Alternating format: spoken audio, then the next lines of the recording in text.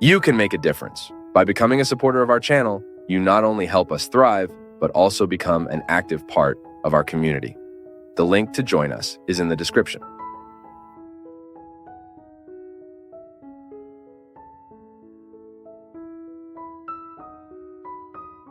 Our life is always this equation of who we are with who we would like to be. Also, a little bit of who we used to be. It's not possible to conjugate the present moment without the combination of all of this. And the conjugation of the future, that time we're not even sure we'll have, depends on the wise articulation of the past we've had with the present we have today. It's this articulation that enables us to take steps, to walk, always believing that God's hand sustains us, but believing in the right way. Whenever I think of God's providence, I think of it as a favor that never ceases to be present in my life, but at the same time, never removes my possibility of doing my part. Because, my people, we have already learned, even psychology, pedagogy teach us that the good educator never gives his disciple the ready lesson. It would be a crime against the disciple to offer him the ready lesson. The master gives the certainty of his presence to remove any doubt, to be able to help, to dissolve what is hindering and harming learning. But at times, the disciple will have to live with his loneliness.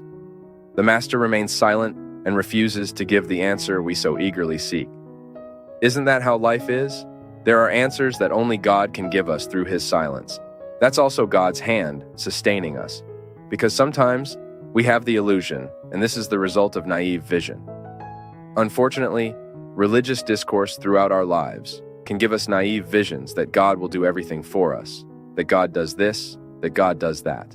We have the right to believe in divine protection, but we are not relieved of the obligation to do our part, because it's a matter of wisdom, of maturity. The Father does this with the Son, the Mother does this with the Son. Love cannot make us think. The love that we know God has for us cannot make us think that He will do everything. I really like this expression. We only have the right to expect the impossible after we have done everything that was possible for us.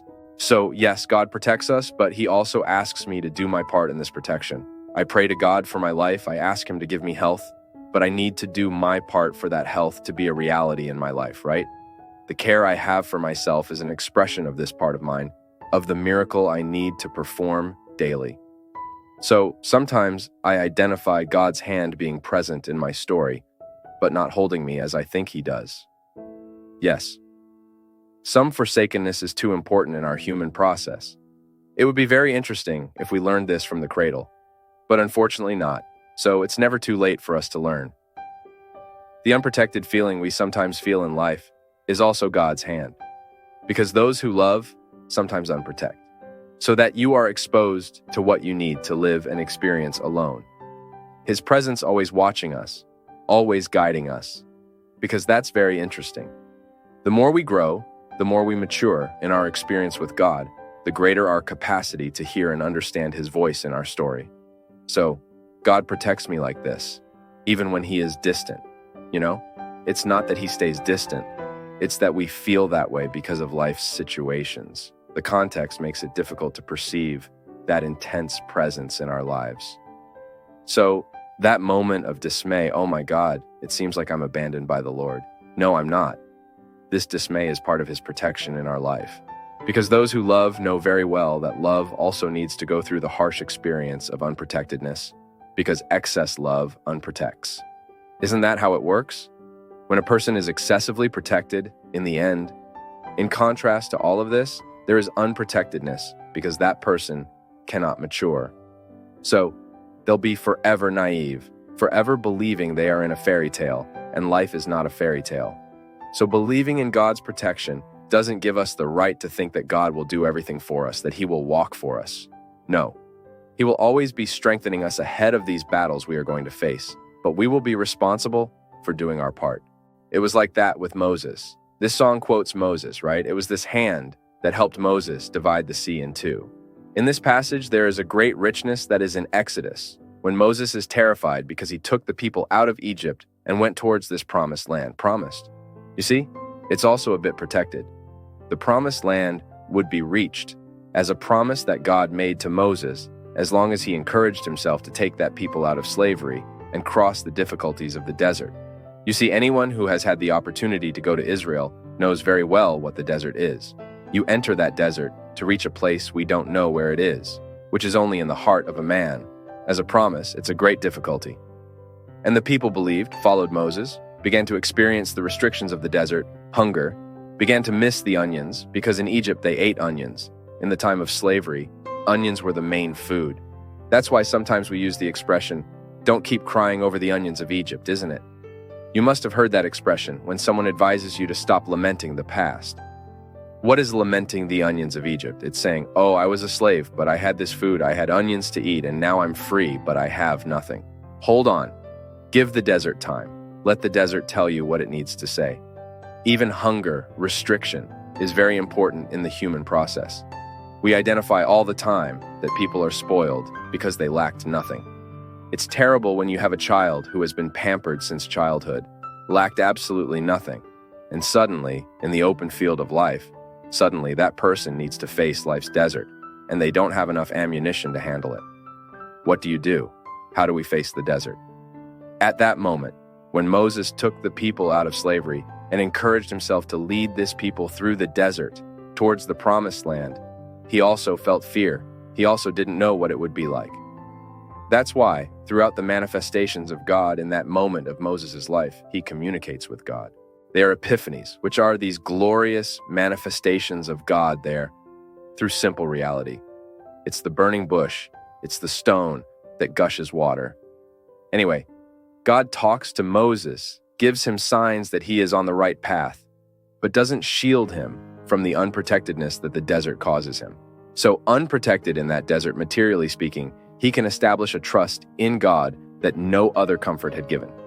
You see how interesting it is? How the unprotectedness, the apparent unprotectedness, has a whole reserved care. And behind the scenes there, just like you, who are a father, a mother, create a restriction for your child so that they can mature, isn't it? Sometimes you take something away from your child so that they really feel the lack, so that later they can appreciate it. I repeat, many people go wrong in life because they lacked nothing. Then you notice that when there is too much lack, it can also cause an imbalance, a lack of trust in life, in people. Anyway, it's balance that works. When you start educating by providing protection and apparent unprotectedness, where that person will have to face the situation alone, even if you're watching from afar. I faced extremely difficult situations in my life, where it wasn't enough for the other to say, "I'm here." Why? Because they were mine. Even help. Looking to the side, knowing that you have a friend with you, that there is a mother, a father, a brother. But in many moments of our lives, this ordeal is to be lived in solitude. It's when I need to experience this feeling of being unprotected. Just like Moses experienced stepping on the discomforts of the desert. By facing those discomforts, he understood what the human condition is. So I also make this experience. You do. I don't want to spend my life in blissful clouds. I really don't. And that's why, since I was very young, when life was difficult for me, I found something in that discomfort that made me think higher, that made me think beyond. Moses, experiencing the discomfort of the desert, needed to convince those who were with him that that discomfort would be worth it. Oh, but some wanted to go back to slavery. Look how human weakness is very present in our lives at times of discomfort. How many people, let me give you a simple example so you understand. There are people who need to break up with relationships that are terrible, disastrous. That person only brings harm to you, you know that.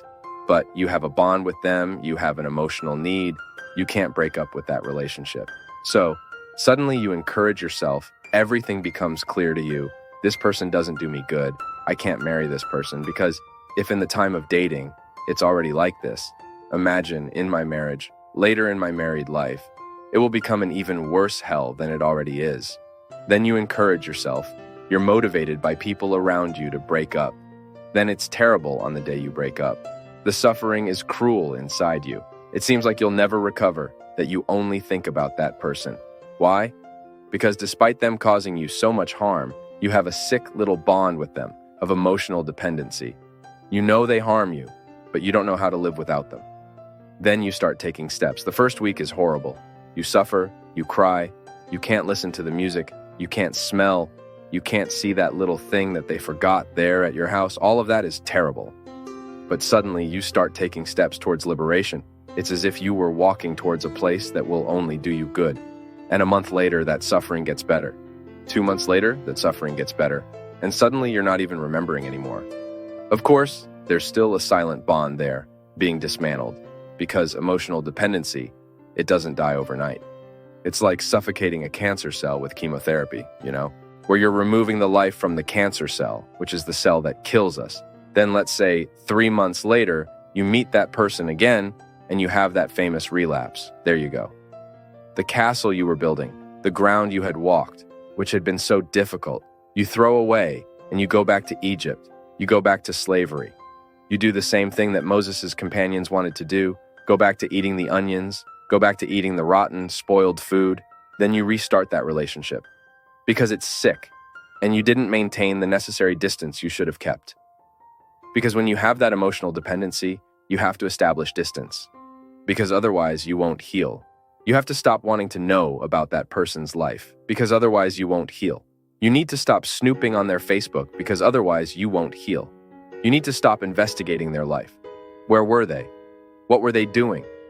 You have to cease all points that may make you want to go back to Egypt, because otherwise you'll never be free. Then, 3 months later, you're beautiful and splendid already, killing the cancerous cell. You go give a few more kisses, go back to that horrible dependency, and hell returns to your life. In your first week, it's okay that everything is coming back. Soon, my daughter, you're in a worse hell than you were 3 months ago. That's how it is. When we don't know how to live the discomfort that builds us up, we sabotage ourselves all the time. It's like stopping drinking, stopping smoking. You stop smoking for a year, and you celebrate because you stop putting that carcinogenic toxin in your body, and suddenly you go there and light up a cigarette for no reason, and that addiction comes back as if it were a monster, capable of eating you whole.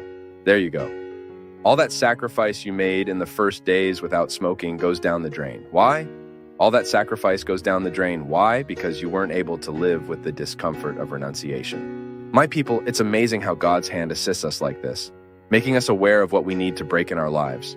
These are situations that we need to establish boundaries for, because otherwise, we will never be healed. We will be forever sick in the line of the needy, crying and begging for a little bread of kindness from others, a little bread of affection from others. For God's sake, we were not made for this. We were not made to drag emotionally dependent people around. We were made to love. And love only makes sense in our lives if it builds us up, if it helps us go through the discomfort of the desert. Otherwise, it makes no sense. This pseudo-love, this false love that sometimes we say we feel for each other, that doesn't help us in the discomfort of the desert. I need to live through my deserts. You need to live through yours. And true friends are those who recognize the deserts the other needs to go through and say, that's right. Let's go through this desert because you need it. Now, Apollonia, she's that happy, orderly life. Remember that character? Apollonia, where everything was a game of being content, right? Stop it. Kill that childish instinct that exists within you that makes you afraid of life's discomforts. Life's discomfort is when the well-lived only makes us better. Take off that victim mask that you stick on your face so others will eternally pity you. You're just wasting time in life like this. What nonsense. God holds our hand for us to be able to cross this desert. It's not to keep falling back and going back to eating the onions of Egypt because we felt sorry for ourselves, because we felt sorry for the other. No. The journey is forward. And there comes a moment when Moses stands before God and says, now you solve this situation because I don't know what else to do. They've already built a golden calf in the middle of the road. They've already caused trouble. They're already worshiping other things. So they're not even remembering that the Lord exists. They only don't go back because they're too far away. But they return in another way. They don't return geographically because they were already far from Egypt. They would die on the way. But they didn't return geographically, but they returned emotionally. Because sometimes we've already surpassed the territory of our physical slavery. I've already left prison, but the prison hasn't left me. That's how it works. I've already taken steps towards my freedom, but I haven't achieved my freedom. I haven't decreed the conquest of my freedom. So I remain emotionally attached to my past.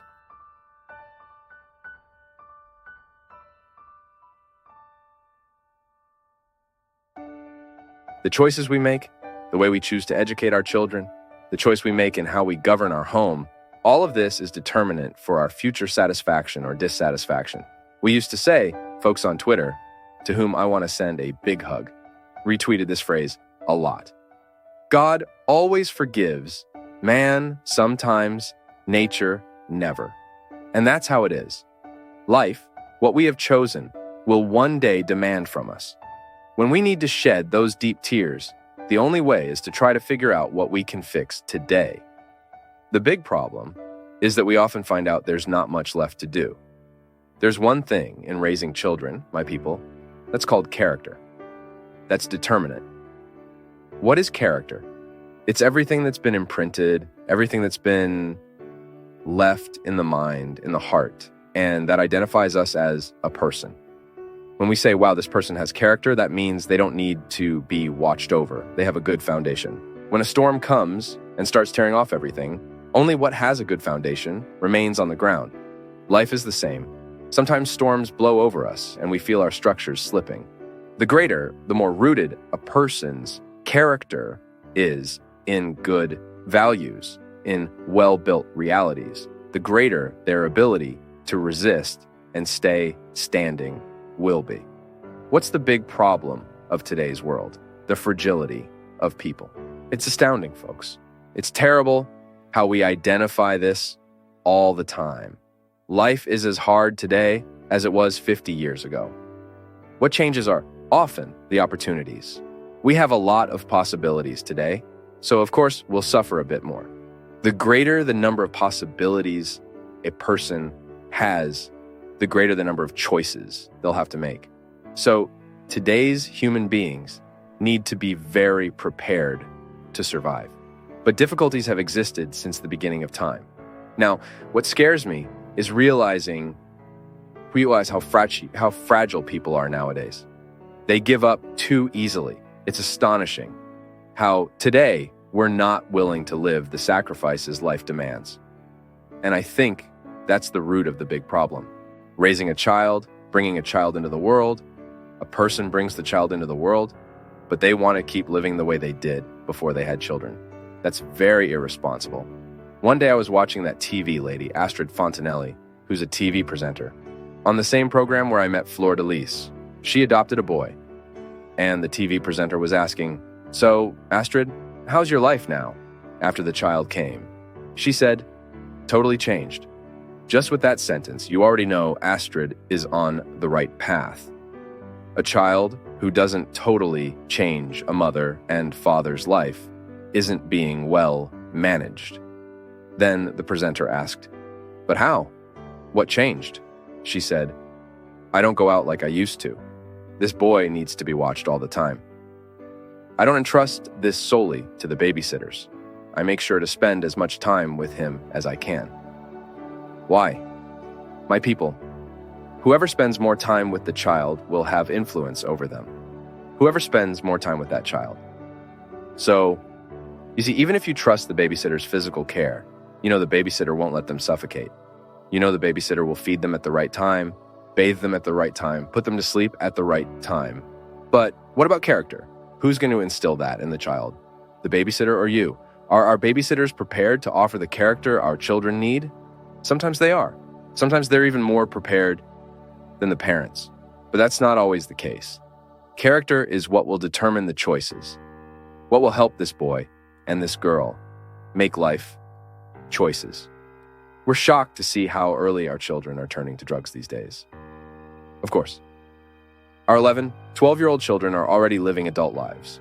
They're not prepared for adult life, but they're already able to live it. We've said it here so many times. I particularly think it's an aggression against our children when we expose them to a stage of life they're not prepared for. Children have to be children. Teenagers are teenagers. They can't live. They can't rush into something they're not prepared for. That's a crime. And that's why, if you've brought a child into the world, start managing their stay in the world now. Because if that child doesn't turn out right later, we won't have anyone else to blame. Who's the biggest responsible? Who's the first responsible for raising children? It's the father and mother. Of course, you'll have a series of collaborators, the school where they'll study, the daycare where they'll stay, the friends surrounding them, but you also manage all of that. If you don't make the effort every day to know what happened at school, occasionally visit there, ask the teacher how your child's behaving in there. Because sometimes the child you have at home isn't the same child the teacher has there. Sometimes there's a big difference. Is the home extending to the school? Is the school extending to the home? Not always. Sometimes we have differences. So it's necessary for those who brought the child into the world to manage all of this, because otherwise they'll cry later. Oh, we'll have to set limits for this child. Set them. It's better to set them now than regret not doing so later. Then the child becomes too fragile at 18, at 20.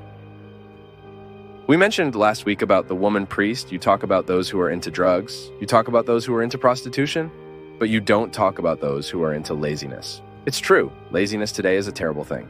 Why? Because it's directly linked to fragility.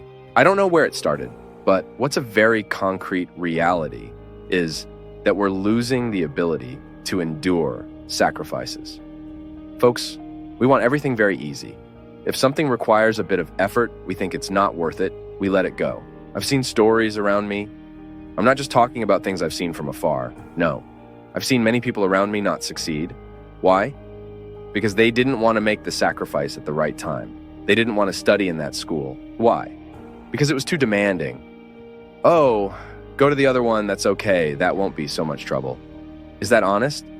Is it honest to exchange something that will better prepare us for the future just because we'll have to suffer a bit more? It's not possible. You know, this Christian teaching that many people criticize, the church preached sacrifice too much. I might agree that sometimes the preaching was exaggerated, but today this laissez-faire culture, do whatever you want, leave everything very loose, that won't build people either. If I want a result, I have to know that to achieve that result in the future, I have to strive in the present.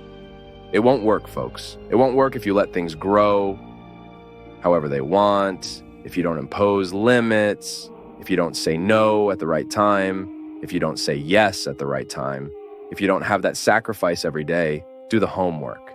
It's not just the child who has to do homework. Parents have to do homework too. And what's homework? How was your day today? Where did you go? How was that story? It's not about investigating, no. It's about becoming friends, about trying to establish that dialogue, which is hard work. It's really annoying. Sometimes you come home tired, needing rest, and you come home wanting to be free from everyone, and then you end up giving up all of that.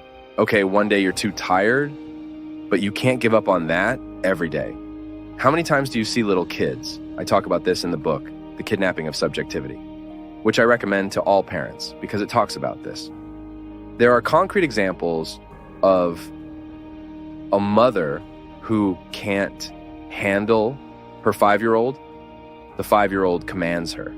He has total authority over her. Why? Because she's afraid to contradict the child. So we need to be very careful because sometimes by not setting limits at the right time, we end up planting a very serious problem for the future. And I'll say it again, life can only succeed through the sincere experience of a well-made sacrifice, of a well-made renunciation, because that's what will give us the conditions to be able to get there and have the right to sit and rest. There's no way to rest from the mission of being a parent. It's day by day, it's a struggle. Nobody told you to get married. Nobody told you to have children. Nobody forced you into this. It's a choice. So if you made that choice, you need to take that responsibility every day. And it won't weigh heavy on you as long as you love. Love is what solves all of this. That's interesting too. You notice that when you truly love someone, you're capable of making sacrifices. And you start discovering the path that love indicates to say no at the right time and to say yes at the right time. That's how it has to be. There's no other way. Now, is it a struggle? Is it sacrifice? It is. But nobody said it would be very easy either.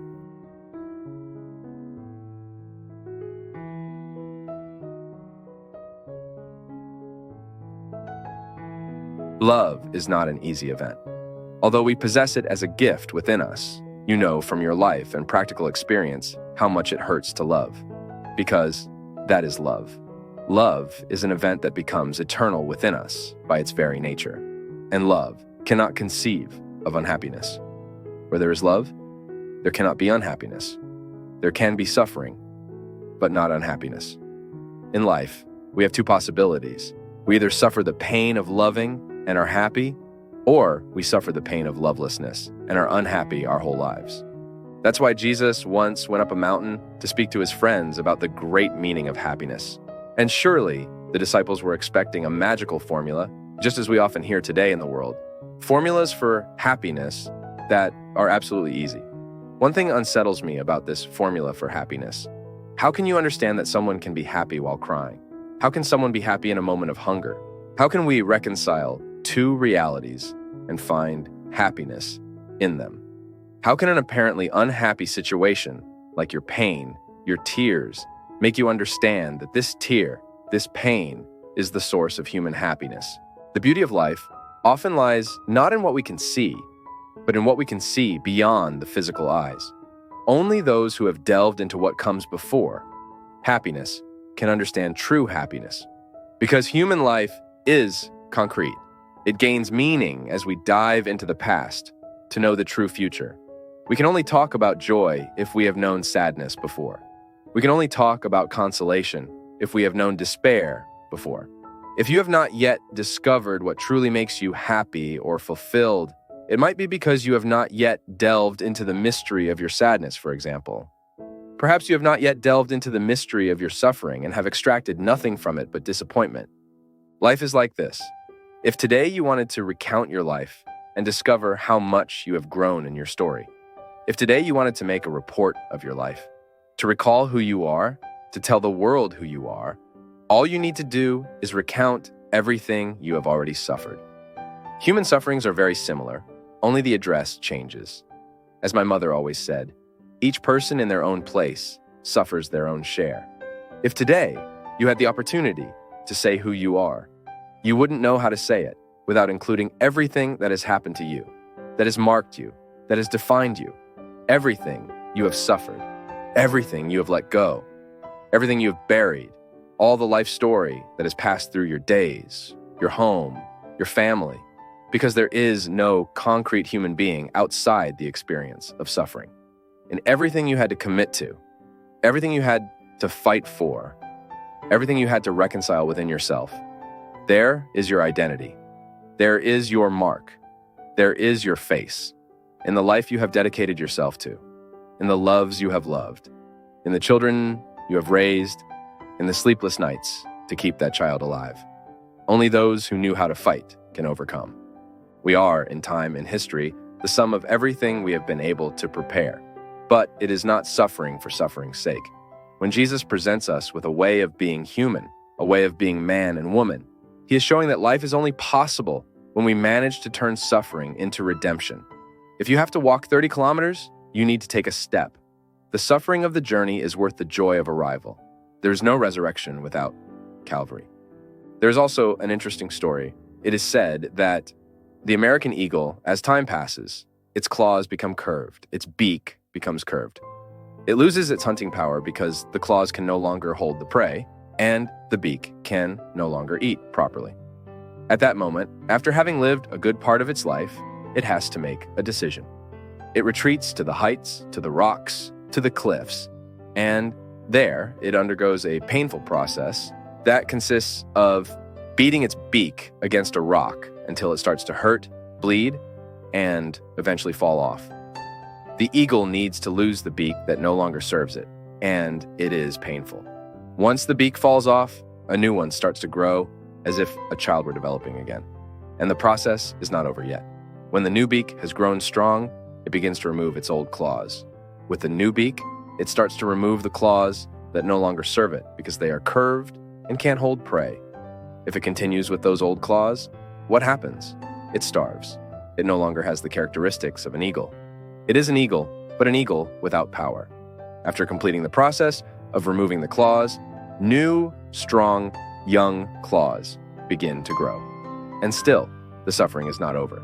Instinctively, it knows it needs to remove its feathers because they are old and it needs new feathers. Once it has a new beak and new claws, it starts removing its feathers one by one to wait for the regeneration process. It seems that it takes 6 months 6 months hidden in the cliffs to undergo this process. With a new beak, new claws, and new feathers, the eagle can live the same amount of life it has already lived. It's as if it starts living again. Have you ever thought about how fertile nature can be to help us understand the true meaning of the Beatitudes? Because there are many moments in our lives when we come to a situation where either we undergo the process of loss to start anew, or we die as we are.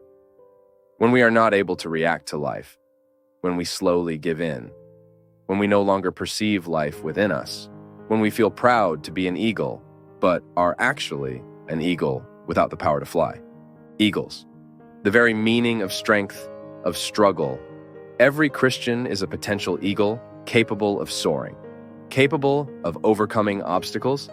Christianity strengthens us for that.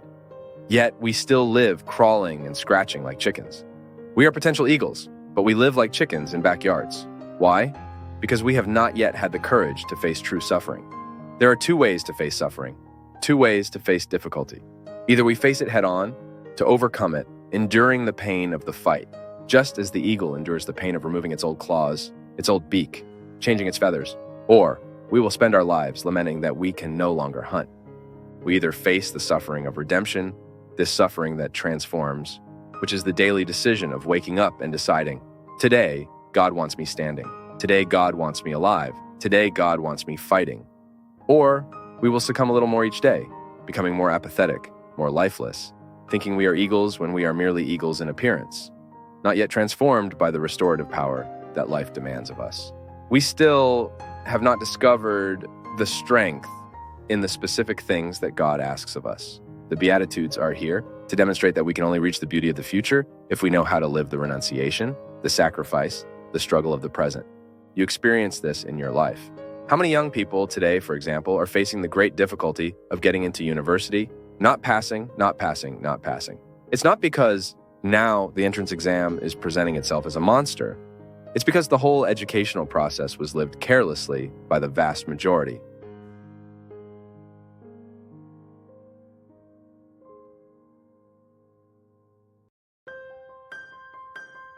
As we bid farewell on Path of Faith, we extend our heartfelt gratitude for your presence. Keep the conversation going by commenting below, liking, sharing, and subscribing to our channel for more soul-nourishing messages.